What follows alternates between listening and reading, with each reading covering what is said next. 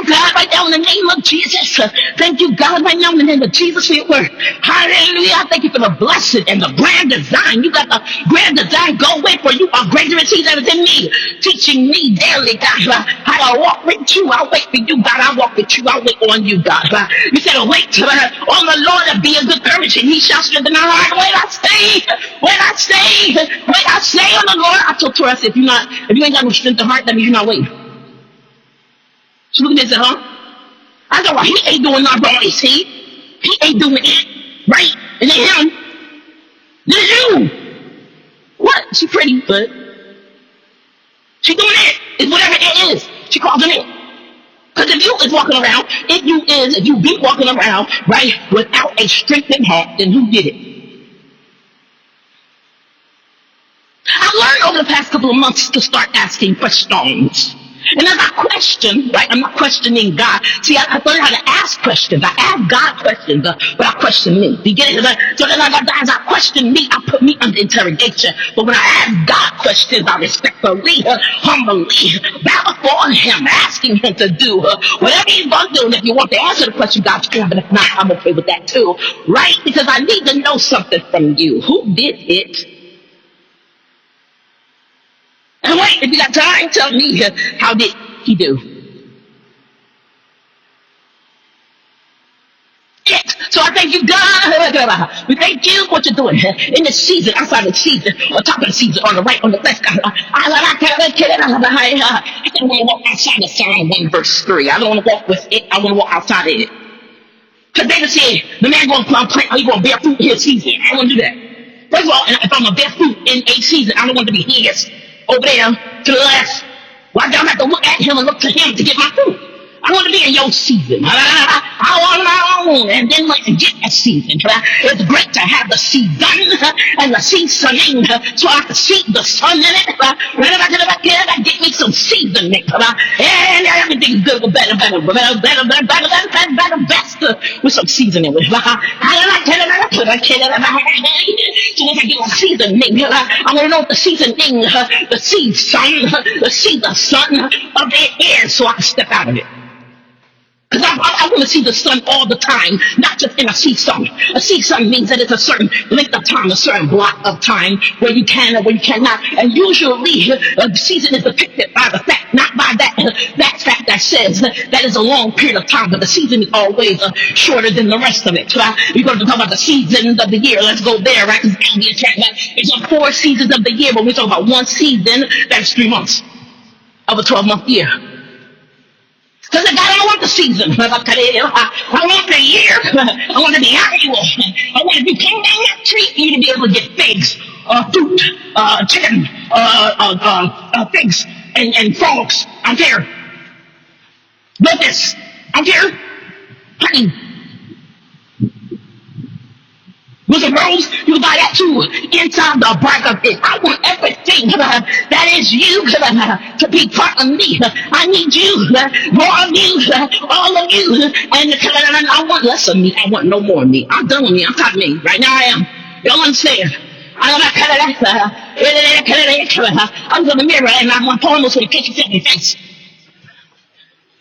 Not really, because these braids look nice. I got bored and I did braids on my hair. That's how I was braiding my hair, kept knotting at the bottom because my hair was longer than it was. So it's a lot longer. So as I braided, right, I had to alter the way that I braid in this season, right? If I want to braid my hair for the season, I had to alter the way I braid in this season so I would not be sans hair. That's Latin, right? Sans without.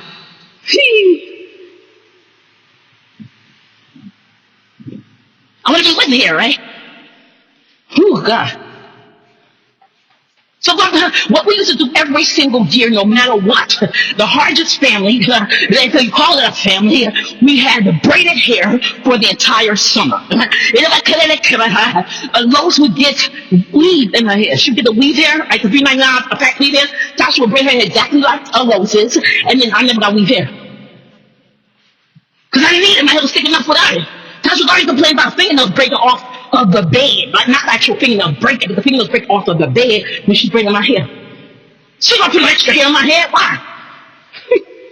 But I don't care. what summer it was. If you saw us in a summer, in a season, that looked like it was hot, and we were braided, and I mean you were braided from back to front, front to back. What I loved about the braids that I no longer looked like who I knew, who I knew I was in that season. We were like a moment school ended. We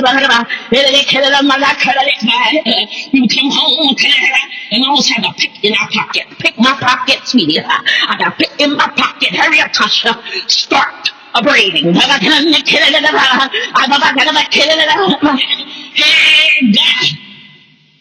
Get the stuff done. Get her done.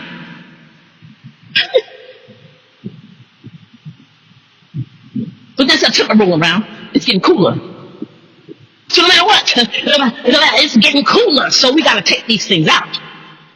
Come on back to school. Y'all know that commercial? And then in the middle of August towards the end of August, I liked it. Crystal and them hated it because they said it was creepy. See you in September, and it's a whole bunch of people from that season singing on that commercial. Every year I think it was different. But I remember that well. If you look it up on YouTube, I'm sure you'll find the answer. I'm not sure if it was different, but I believe, right? That every year, when they had the people come on the screen and start singing to us, see you, oh, come on. And I was happy about it because I was going to school. Lowe's was beating me. I was trying to get out of the house about any means necessary. Me and Malcolm X, right? I was trying to get out of the house. I didn't care. The school was how we did it. Fine, let's do it. Let's get her done. Let's get her done. Let's do it. I was going to school for every season.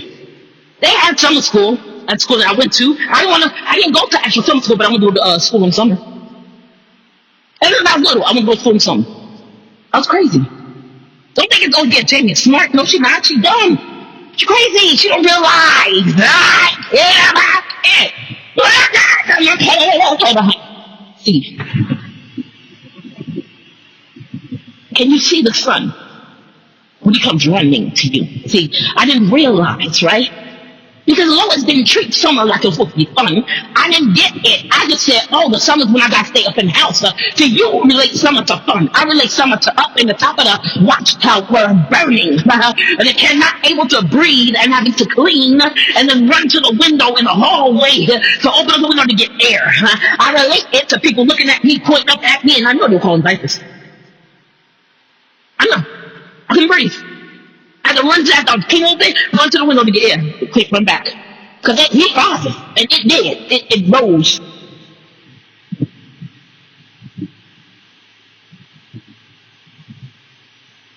But I relate to a season of summer to pain. I relate it to fun. If I related it to fun, then I would feel the same way that you do about it. That's why I was making straight A's. I was making straight A's because I was in competition with myself. I'm telling you, I was a crazy kid.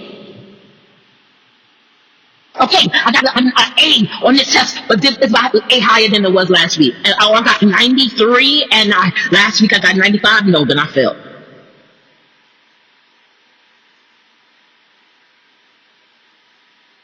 You know where that comes from? Not seeing the sun. Hallelujah. Not seeing the sun, not seeing the sun. And when you can't see the sun, you can't see the sea sun for what it is, right? And we can't see the sea sun for what it is. You will always make competitions in your head. So you'll be successful at what you're doing, but you will always make competitions up in your head that will ask for your failure. That will call for you to fail. Do you get it? I was doing great. I was a straight A student. I was for years. Because my other kids was outside playing, I was in the house. And I remember hearing, it said, the neighbors come to the house, well, she have to live outside this house. I heard them. She cannot be in this house all day long. You have to live outside of this house. And Lois would say, look, mind your business and close the door.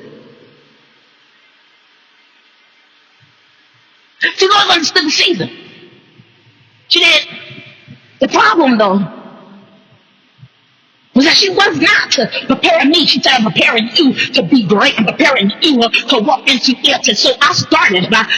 Started walking into greatness. And I think that upset her. Why? Because she was not preparing me for greatness. She did not want me walking into greatness. What she was trying to do was punish me. If you did your homework, okay, stay in the house. If you didn't do your homework, okay, stay in the house. Just be miserable.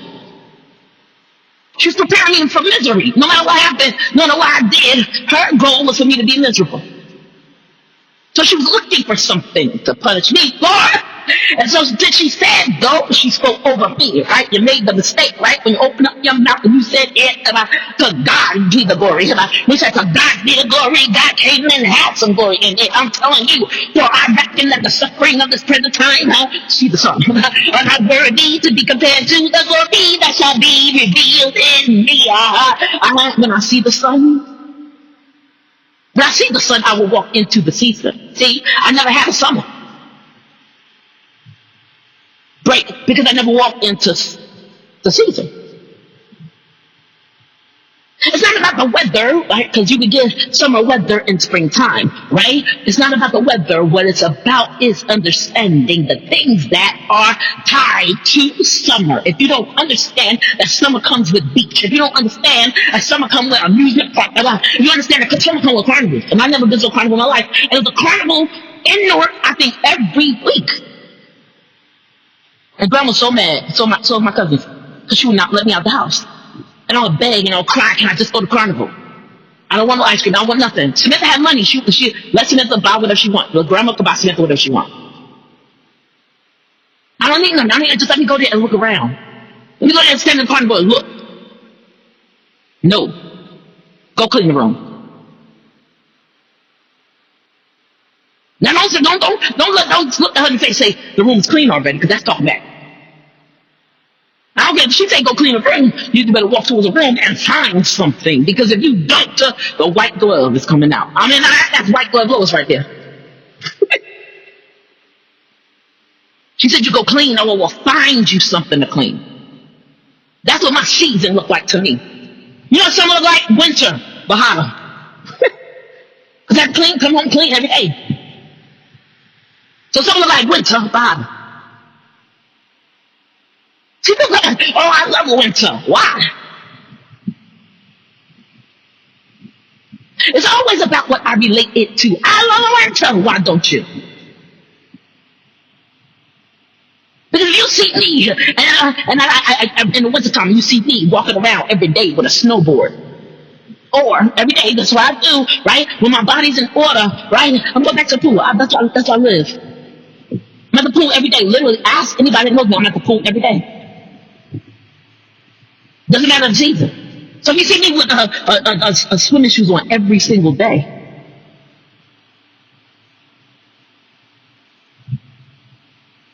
you know what to I kid at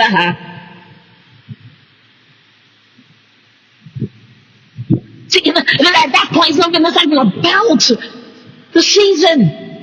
It's about the day. I start seeing the sun when I enter what my life with the day of the Lord, and it comes in. The day of the Lord comes in my life. When I forget, and I see the sun to know what the sun is supposed to look like, and then when I bring God into it, I lose all track of what the day looks like. See, I'm telling y'all, she comes in. I'm up here, my daughters, because when she would say stuff like that, I'm like, wow, she called me a daughter. She said that once or twice in my life. She called out her daughter all the time. She just didn't say it to me. She may have felt it, she just didn't like me. So she wouldn't say it. I'm preparing you to be strong. You're not going to be wimpy about nothing. I'm preparing you to be strong. I don't care what they say. You can't be in this house. Yes, you can. Staying in this house.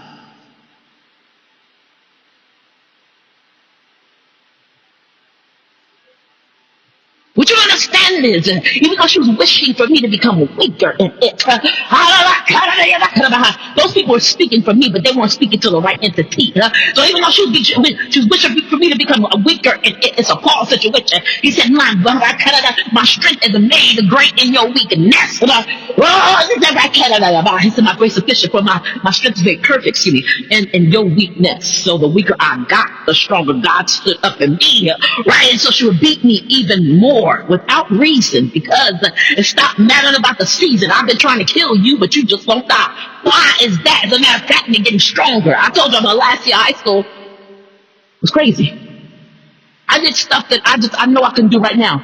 I won awards for things that I won awards for things, odd awards, right? For things that I just, what? While everybody else was slacking off, it appeared that Jenny got stronger. It appeared that Jenny worked hard. It appeared that Jenny got I went at the books more, right? So I got awards for things that I'm telling y'all, God cheated. God cheats. He does. I love it. God cheats. God's not cheat her, right? It's not like that. It's not a bad thing. But God will let favor. That's what favor is. When God steps in as a cheater, He allows favor. Somebody does something to you, they ain't supposed to do, let them do it. Because what they're doing is they're opening up the door for the door. They open up the door for God to walk in necessarily. They're opening up the door for the door to stand in between you and them. I said, I forgot about this. He said, when the people try to do stuff to you, let them.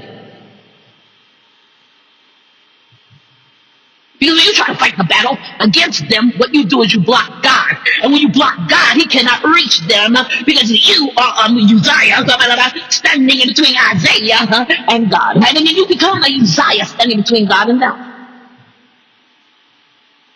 Let them do what they're going to do. Smile and pray for them. I said, I'm supposed to pray for them. Well, I don't want to pray for them necessarily like that, God, because if I pray for them, it's going to be easy on them. No, it's not. When you pray for them, when you pray for them, it's like Job praying for them three. See, every person's a Job at one time in their life, and every Job has a three. Not Trinity, but trilogy, right? So everybody got a three. But when you pray for them, you are not making it better for them. What you're doing is you're holding back the hand of God off their life. See, they got a couple minutes to get straight. And when you pray, oh God, forgive them, Lord, Father, forgive them, for they know not what they do and who they do it to. When you pray,